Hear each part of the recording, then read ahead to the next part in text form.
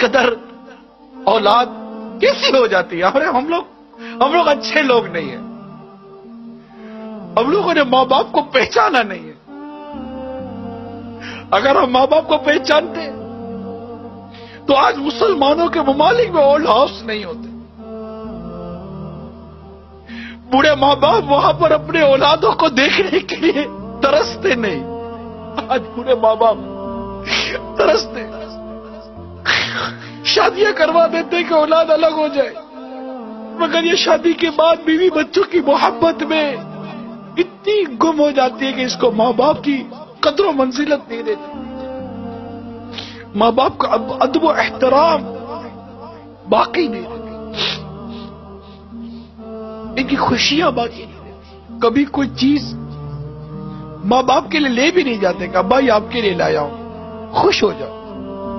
باپ کو جو چیز پسند تھی کبھی بھول کر تو صبح یا دوپہر یا رات میں لے جاؤ. ابا پوچھے بیٹا کیسے ہے؟ ابا جان یہ میں بازار سے نکلا تھا, میں نے دیکھا آپ کو بہت پسند ہے, میں آپ کے لیے لایا ہوں, اور آؤ دونوں مل کر بیٹھ کر کھاتے ہیں. کبھی ہوا ہے ایسا؟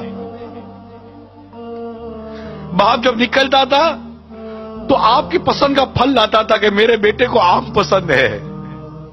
نہیں میرے بیٹے کو کیلا پسند نہیں, میرے بیٹے کو سیب پسند ہے. آج ماں باپ کے آگے ٹھنڈا کھانا رکھ دیتے ہو, اور ماں باپ اس دن کو یاد کرو جب بیٹا کہتا تھا امی آج کڑھائی کھانے کا جی چاہ رہا ہے.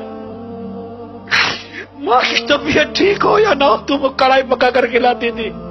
ہوٹل تھی, وہ ماں کو باورچی نہیں تھی. نہیں امی یہ پسند نہیں ہے, میں نے آج انڈا کھانا ہے, اس کے لیے یہ انڈا بنایا ہے, میرے لیے وہ انڈا بنا کر دو. تمہیں دو قسم کے انڈے بنا کر تمہاری ماں کھلاتی تھی. آج تو گھر کا سامان لاتے ہو تو بیوی بچوں کے لیے چھپا کر لاتے ہو کہ ماں باپ دیکھ نہ لے, کہ ماں باپ یہ سامان دیکھیں گے تو کہیں گے بیٹا کہاں سے لائے ہو.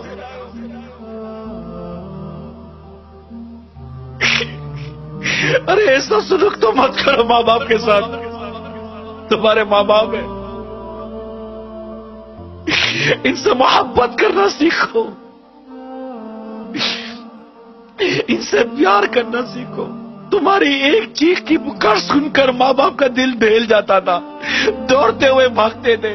آج بوڑھی ماں بستر سے گر کر الٹی پڑی ہوئی ہے, تم کو اٹھانے کی فرصت نہیں ہے.